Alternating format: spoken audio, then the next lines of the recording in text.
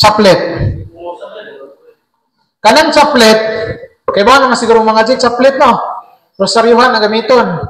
So rosaryohan gyapon na gamiton kaning optional nimo sugod ka giuday Jesus pero mahimog dili na.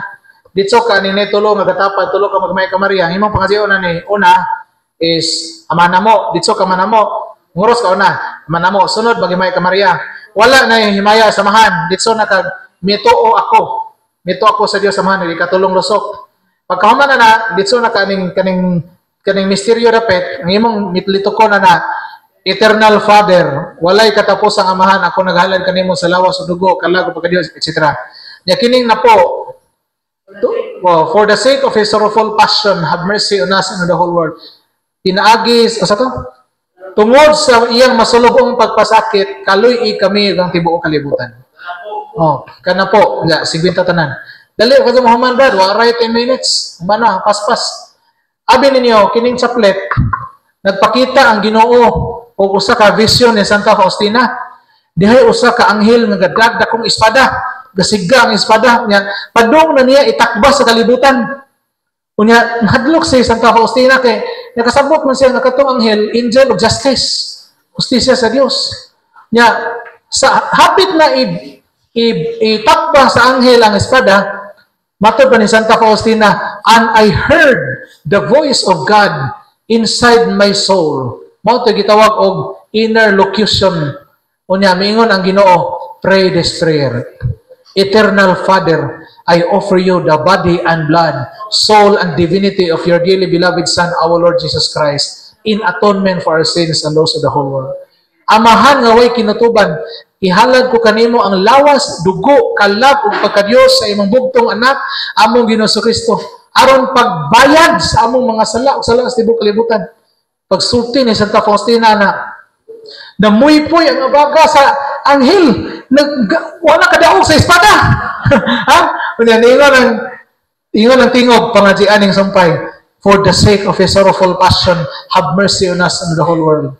Pinaagi sa masulubong pagpasakit, kaluy kami ko tibuok kalibutan. Ni annam og us-us ang kamot sa anghel hangtod din na sa kadaog sa iyang espada ug diyan na lang gisakob.